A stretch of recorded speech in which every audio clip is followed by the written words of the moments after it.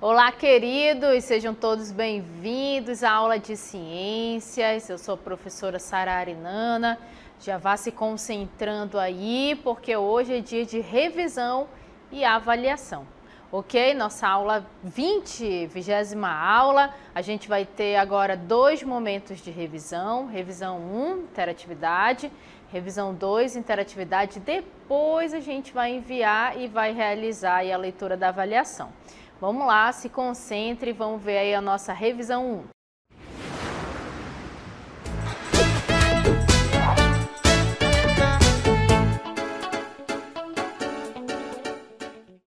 Acompanhem comigo a leitura da nossa primeira cartela. Vamos lá?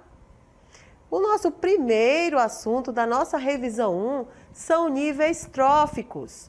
Os níveis tróficos são a maneira utilizada pela ecologia para organizar os organismos que compõem uma cadeia alimentar, na qual ocorre transferência de massa e energia entre indivíduos ou populações.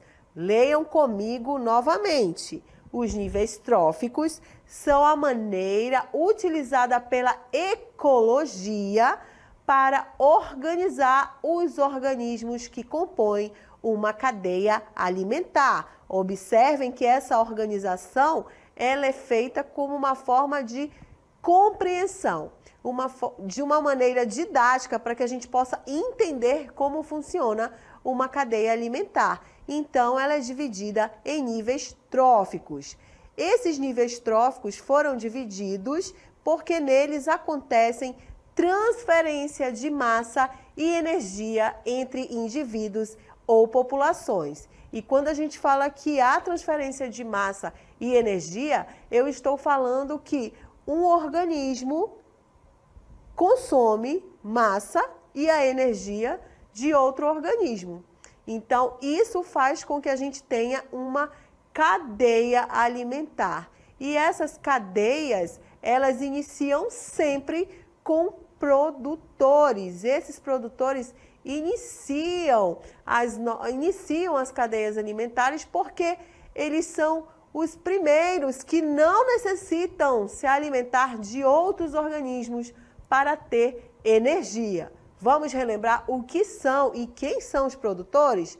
Acompanhe na cartela. Produtores. Os organismos produtores são o primeiro nível trófico observado em uma cadeia alimentar.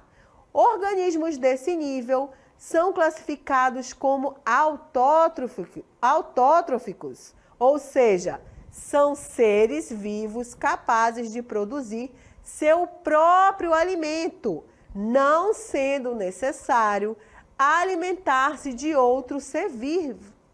As plantas e algas são organismos classificados como produtores. Então, os produtores vocês não podem esquecer. Anotem, essa informação é sempre importante. E é para você nunca mais esquecer, porque esse conteúdo vai acompanhar você em todo o estudo de ciências e biologia até o ensino médio. Seres autótrofos não precisam se alimentar de outros organismos. Eles produzem o seu próprio alimento, a sua própria energia. E quem são esses seres? São as plantas e as algas. E como que elas fazem isso? Através da fotossíntese. A fotossíntese é o processo em que os vegetais utilizam o gás carbônico da atmosfera para sintetizar a sua energia. E nesse processo acaba também liberando oxigênio para a atmosfera. Então, os seres que realizam luz solar, gás carbônico para fazer energia, são quem? As plantas e as algas. Sendo assim, que não precisam consumir outros indivíduos para garantir a sua energia, eles são seres autótrofos. Então, esse é o nível dos produtores. Vamos ver quem compõe o nível dos consumidores. Olha só. Os consumidores, como o próprio nome indica, são seres vivos que se alimentam de outros seres vivos para conseguirem a energia e os nutrientes necessários para a sua sobrevivência. Organismos consumidores são, portanto, heterotróficos, ou seja, heterotróficos precisam se alimentar de outros organismos para garantir a sua energia. E é aí o papel que nós seres vivos, nós precisamos consumir outros organismos para garantir a nossa energia, para que a gente possa ter metabolismo, capacidade de realizar atividades. Um exemplo clássico disso é que se você ficar sem comer, for querer fazer como uma planta, ir para o sol e esperar ter energia, você não vai ter. A gente vai precisar se alimentar de outros organismos, né? Vegetais e outros animais também, para que o nosso corpo possa produzir a nossa energia. E esse nível de consumidores, ele possui subclassificações. Quem come primeiro, quem come por segundo, quem se alimenta de quem, como é que recebe o nome. Então, nós vamos relembrar a subclassificação desses consumidores. Olha só. Os organismos consumidores podem ser ainda classificados em primários, secundários, terciários, quaternários e assim sucessivamente. Consumidores primários são os animais herbívoros e parasitas de plantas, seres vivos que se alimentam de plantas. Então, dependendo do que o organismo vai comer, ele entra aí nesse consumidor primário. Nessa imagem que vocês estão vendo, você está vendo uma vaca e um gafanhoto que se alimentam aí de plantas, né? E em alguns momentos, nós, seres humanos, também nos alimentamos de plantas, de vegetais. Então, quando nos alimentamos de vegetais, nós aí estamos como consumidores primários. Mas ele não é a nossa única alimentação. Nós não nos alimentamos, alguns sim, por opção de dieta alimentar, se alimentam só de vegetais. Mas a nossa alimentação, ela é vasta, né? Tem diversidade. Já gafanhotos e a vaca, eles são exclusivos, eles se alimentam somente de plantas. Então, eles são caracterizados aí como consumidores primários. Também, quando nós consumimos estes animais que consomem as plantas, nós podemos também ser classificados como consumidores secundários. Olha só o exemplo que eu trouxe para vocês. Secundários são animais carnívoros que se alimentam dos consumidores primários. Tem aí também um sapinho que se alimenta do gafanhoto, que se alimentou da planta. Olha só, e assim a gente vai formando a cadeia. Consumidores terciários são aqueles que se alimentam dos consumidores secundários, ou seja, também carnívoros, né? Se alimentam de animais com carne, carnívoros. A gente tem como exemplo a cobra, que se alimenta do sapinho. Olhem só, nós vamos formando a cadeia de acordo com o que eles consomem. E os consumidores quaternários são seres que sobrevivem se alimentando dos consumidores terciários.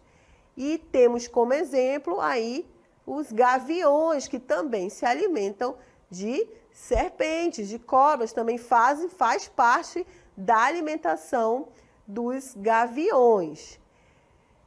Muito bem, chegamos aí a algumas classificações dos consumidores. E assim, à medida que essa energia, que esse alimento vai sendo consumido, vão ainda aí subindo níveis. A gente foi aí até o quaternários, né? Que são esses tipos de predadores que se alimentam também de carnívoros, que também se alimentam de outros tipos de carnívoros, até chegar aos primários, que são aqueles que consomem inicialmente os vegetais, as plantas. Então, vocês viram aí que a gente constituiu uma cadeia alimentar. Esse é o segundo nível trófico, os consumidores. E agora nós vamos para o terceiro nível trófico, que são os decompositores. Acompanhem comigo a nossa cartela e acompanhem a leitura.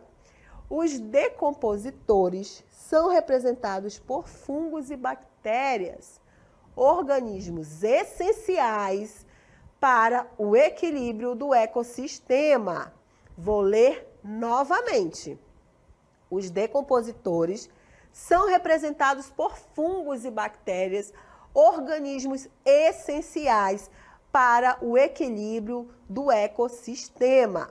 Os decompositores se alimentam de matéria morta e ajudam no trabalho da decomposição do que já foi alimento. Olha essa informação muitíssimo importante, porque nesse nível trófico, os decompositores, eles são responsáveis por destruir, por metabolizar, por catalisar, na verdade, essa massa que estaria ali, que está morta, ela vai ser apodrecida com a ação de fungos e bactérias.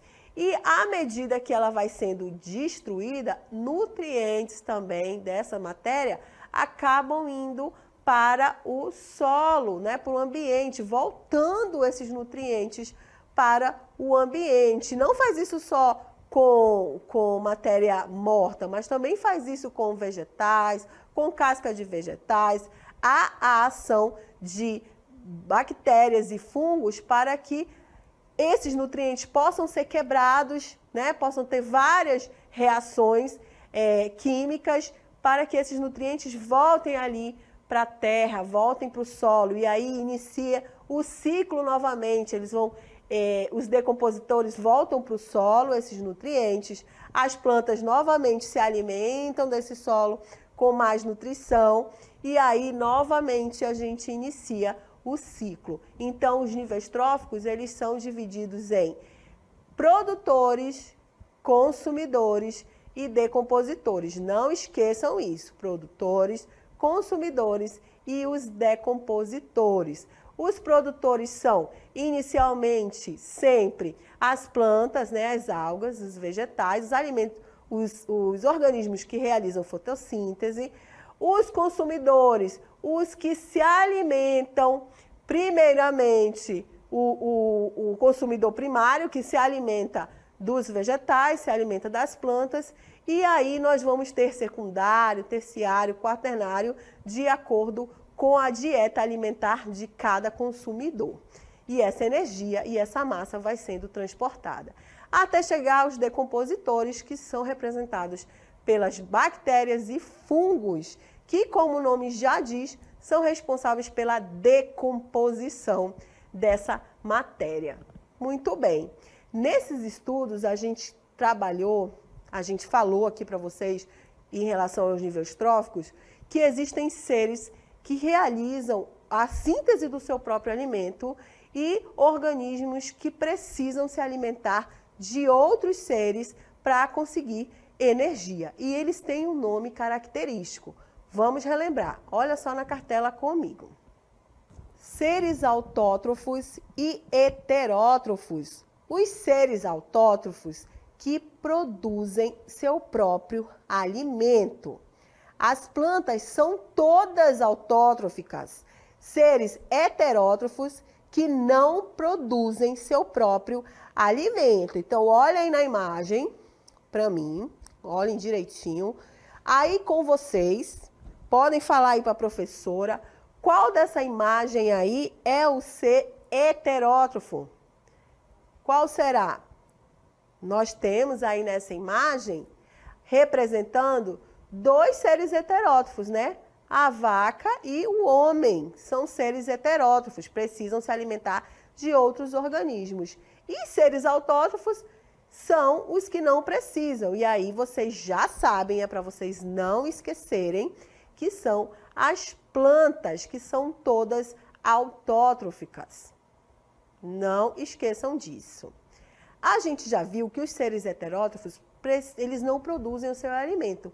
E eles precisam procurar outros organismos para tirar a sua energia. Mas, professora, será que todo mundo come a mesma coisa?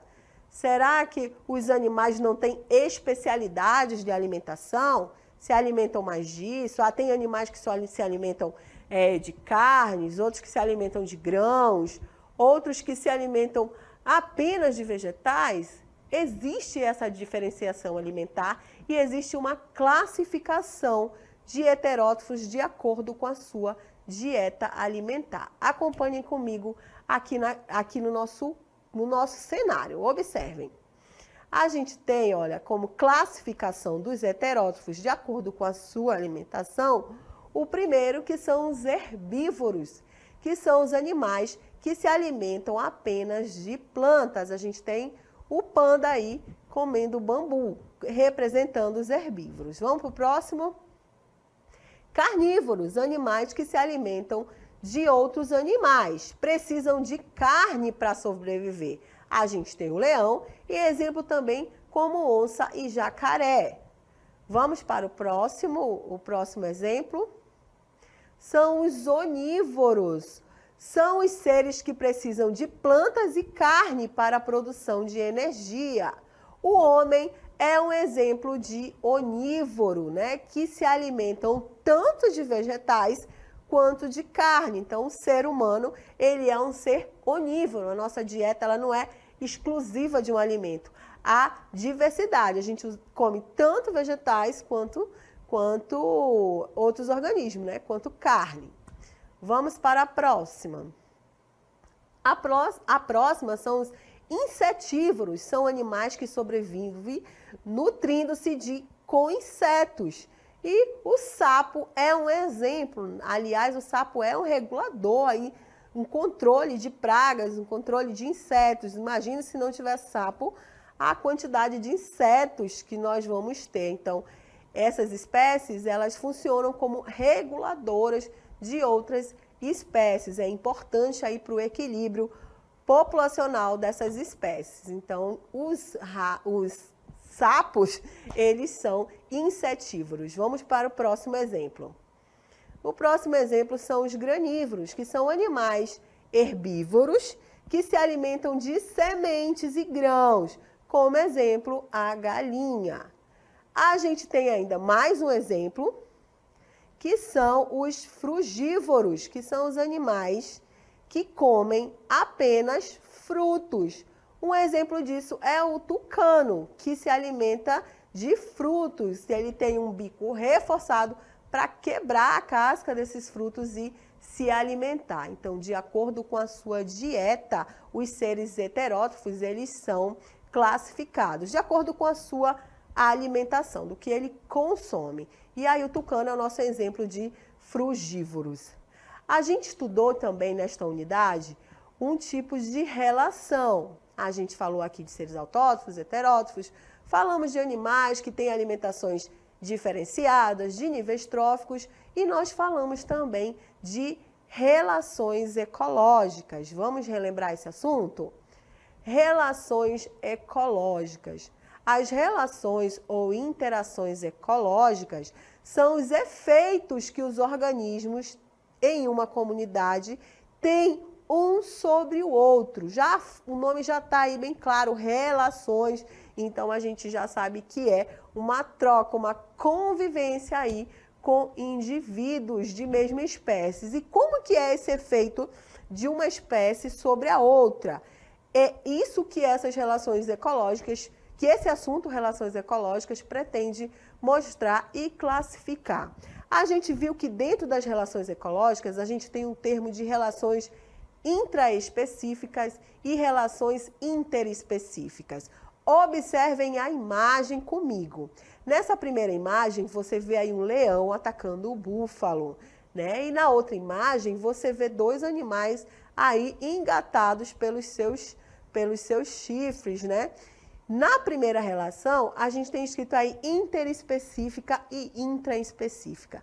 Quando eu digo que a relação é interespecífica, eu digo que ela acontece em indivíduos de espécies diferentes. Você está vendo aí leão e búfalo. E a intraespecífica é essa relação entre indivíduos da mesma espécie. Então, relações com indivíduos de espécies diferentes, a gente diz que é uma relação interespecífica. Relações com indivíduos da mesma espécie, a gente diz que é uma relação intraespecífica. Essas relações, elas podem ser tanto harmônicas como desarmônicas. Eu digo que elas são harmônicas quando não há prejuízo para nenhum. E eu digo que é desarmônica quando há prejuízo para algum desses indivíduos envolvidos. Vamos relembrar o que são relações harmônicas. Leiam comigo. Relações harmônicas é o seguinte: são chamadas relações harmônicas ou positivas. São aquelas que os dois, ou pelo menos um dos organismos envolvidos, é beneficiado e não há prejuízo para o outro. Então, quando isso acontece, eu digo que é uma relação harmônica. Como exemplo, a gente tem as colônias, que são formadas por organismos uni- ou pluricelulares que vivem ligados fisicamente.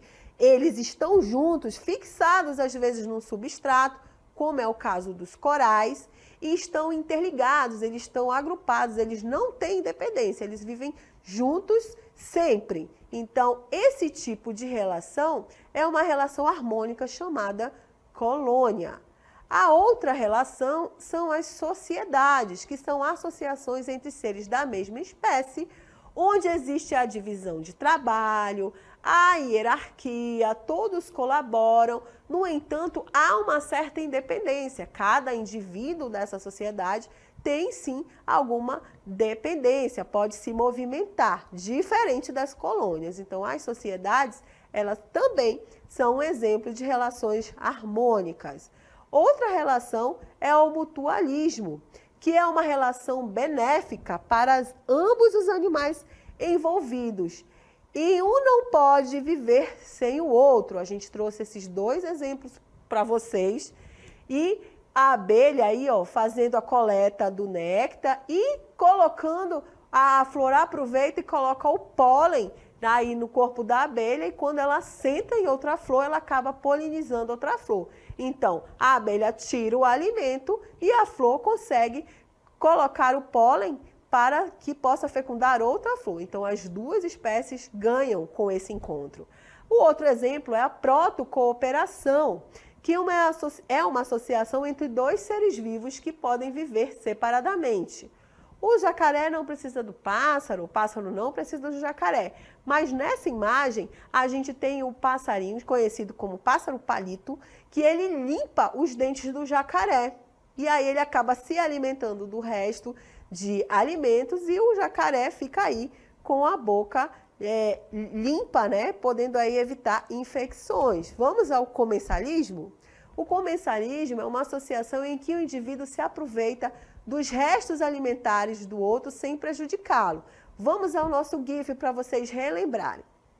A gente vai mostrar para vocês aí o tubarão. E o tubarão, sempre que você vê um tubarão, vai existir um peixinho chamado rêmora. Ele se fixa, né, próximo na pele do tubarão e ele se alimenta do resto do tubarão. O que o tubarão come, o que sobra, ele se alimenta. Esses são exemplos de relações harmônicas que nós trouxemos para vocês. Mas nós falamos também de relações desarmônicas. Vamos conhecer? Relações desarmônicas ou negativas são aquelas em que pelo menos um dos envolvidos sofre algum prejuízo. E a gente trouxe como exemplo para vocês os micro-organismos que podem ter uma ação desarmônica com a espécie que ele se envolve, né? Parasitando alguns, parasitando sem necessidade de matar. Você pode sobreviver aí com alguns parasitas, como micro-organismos. Aí a gente tem exemplo aí de vírus, bactérias e protozoários. Um tipo de relação desarmônica é o predatismo. Nesta relação, um ser vivo mata o outro para comer. As espécies que utilizam de outros organismos como alimento são denominadas predadores e suas vítimas presas, esses predadores, eles têm características. Observem algumas características. Musculatura forte, sistema nervoso complexo e sentidos desenvolvidos. Vamos à nossa próxima cartela. Outro exemplo de relação desarmônica é o canibalismo, que é uma relação semelhante ao predatismo, mas ocorre entre seres vivos da mesma espécie. Então, quando você se alimenta de outro indivíduo, você come outro indivíduo e é da mesma espécie, a gente dá o nome de canibalismo, quando o indivíduo se alimenta de outro indivíduo que é da mesma espécie. E um outro tipo de relação desarmônica que nós temos é a competição. Pode tanto envolver indivíduos de espécies diferentes, como interespecíficas, né? Relações interespecíficas, promovendo a concorrência por um ou mais recursos do meio, como água, alimento, luminosidade, espaço físico, bem como entre indivíduos da mesma espécie, que é uma relação intraespecífica. Então, a competição ela pode acontecer aí como uma relação interespecífica e intraespecífica. Interespecíficas são espécies diferentes brigando aí por recursos, né? Por água, alimento, luminosidade. E indivíduos da mesma espécie podem brigar principalmente por parceiros, né? Os machos brigando pelas fêmeas ou pelo espaço, aquele espaço é daquele indivíduo. Então, pode acontecer esse tipo de competição nas relações ecológicas. E temos um último exemplo, que é o amensalismo. Nesta relação, uma espécie é prejudicada, enquanto a outra não leva nenhuma vantagem. A gente trouxe 2 exemplos para vocês. A maré vermelha, que é um tipo de liberação de toxinas por algas, que fazem o mar ficar com esse aspecto, com essas ondas vermelhas, com essas manchas vermelhas, e essa mancha vermelha acaba destruindo aí camarões, espécies de crustáceos e também os fitoplânctons responsáveis por ajudar aí o processo de trocas gasosas dos oceanos. E no outro exemplo, a gente tem aí fungos e bactérias. Na presença, esse exemplo principalmente é de penicilina. Então, quando o fungo se faz presente, as bactérias, nesse exemplo aí, não conseguem sobreviver. E aí ocorre uma relação de amensalismo. Eu desejo boa sorte para vocês e aguardem a segunda parte da nossa revisão.